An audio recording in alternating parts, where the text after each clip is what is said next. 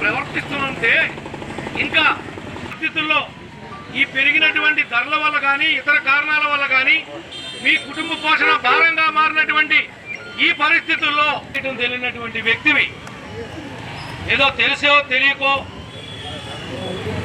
వీళ్ళందరికీ ఏమి సమాధానం చెప్తావు జగన్మోహన్ రెడ్డి గారు అని అడుగుతున్నావు. ఈ రోజు ముఖ్యమంత్రిగా నువ్వు ఎందుకు అమలు చేయలేకపోతున్నావు?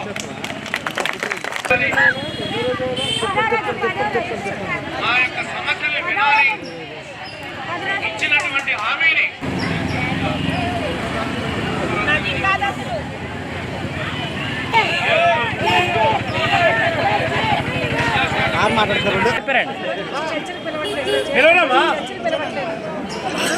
అడిగి ముద్దు నిద్రపోతున్నాడు.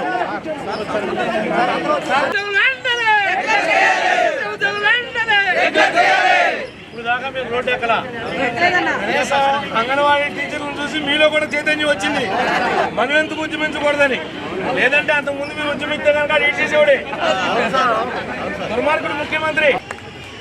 మీరు మీ యొక్క భావాన్ని, మీ యొక్క బాధని, మీ కష్టాన్ని సమగ్ర శిక్ష ఉద్యోగుల ఐక్యత సమాన పలికే సమగ్ర శిక్ష ఉద్యోగులను సమగ్ర శిక్ష ఉద్యోగులు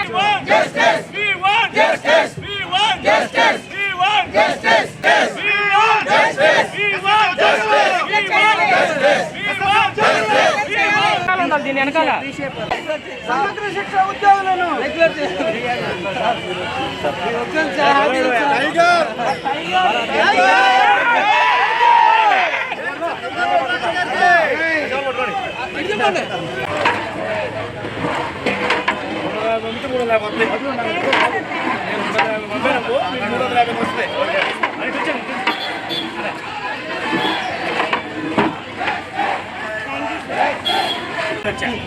ఊరెళ్ళమంటే ఓకే ఓకే నేనే వచ్చా. బడ్జెట్ కొట్టడం సార్ మాకు సార్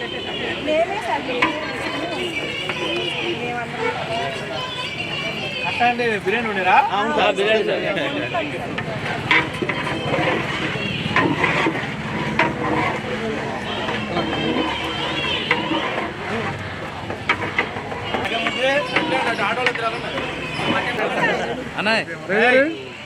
నేను పెట్టిస్తాను.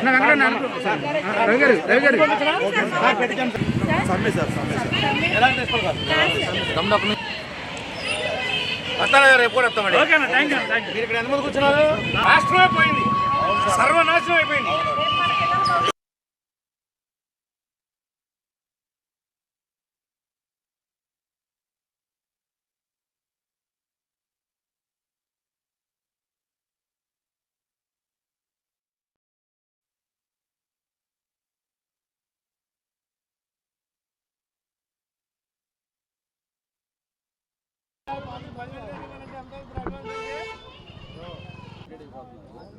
ఎటువంటి బెనిఫిట్స్ కానీ 5 సంవత్సరాలు 6 సంవత్సరాలు 7 సంవత్సరాలు సర్వీస్ చేసి రిటైర్డ్ అయిపోయేవాళ్ళే కానీ పూర్తిగా 15 సంవత్సరాలు 10 సంవత్సరాలు సర్వీస్ చేసేవాళ్ళే. న్యాయం జరుగుతుందని ఆశపడుతున్నాం సార్ మేమందరం కూడా. మీ మద్దతు ఈరోజు గత 57 నెలలుగా ఆంధ్రప్రదేశ్ రాష్ట్రంలో అవ్వకూడని వ్యక్తి, రాజ్యాంగ వ్యతిరేక శక్తి, రాజ్యాంగబద్ధమైనటువంటి పదవి వస్తే రాష్ట్రం అధోగతి పాలైపోయింది.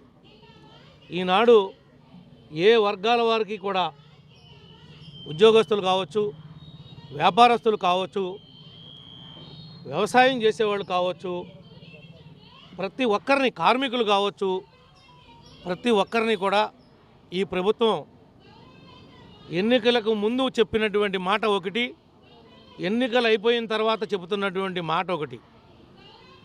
నేనుంటే చేస్తా, నేను వస్తే చేస్తా, నేను చూస్తానన్నాడు.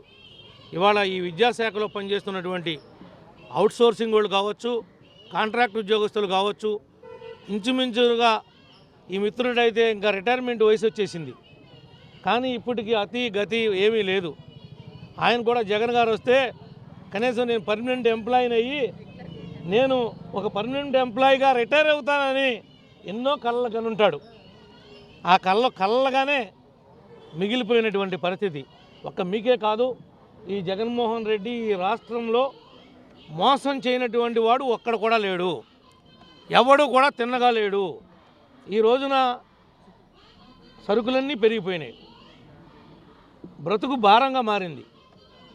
ప్రభుత్వం అండగా ఉండాల్సినటువంటి విషయాల్లో అండగా ఉండకుండా ఈ రోజున ఈ రాష్ట్ర ఆదాయాన్ని పెంచుకునేటువంటి మార్గం రాబడి ఆలోచన చేయకోకుండా ఉన్నటువంటి బడ్జెట్నే మరోలాలు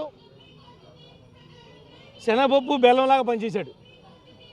ఇప్పుడు నువ్వు పంచడం తప్పు కాదు, కానీ మన ఆదాయం ఎంత, ఏ విధంగా కుటుంబాలను ఆదుకోవాలి, ఉద్యోగస్తులకు ఇచ్చినటువంటి హామీ ఏం చేద్దాం, వీళ్ళకి ఎన్ని వందల కోట్లు ఖర్చు అవుద్ది, దీనికి బడ్జెట్ ఏంటి, బడ్జెట్లో ఎలికేషనే పెట్టలా, మీ గురించి ఆలోచనే చేయలా.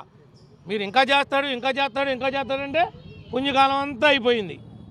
ఆ ట్రైన్ వెళ్ళిపోయింది, కొత్త ట్రైన్ కోసం చూడండి. కొత్త ట్రైన్ మీరు సరైన ట్రైన్ ఎక్కితే పట్టాల మీదకే ఎంతో కొంత అంటే మీకు శాశ్వతంగా నేను మా నాయకులతో మాట్లాడి మిమ్మల్ని గవర్నమెంట్ ఉద్యోగస్తులుగా మార్చేస్తానని నేను చెబుతున్నా.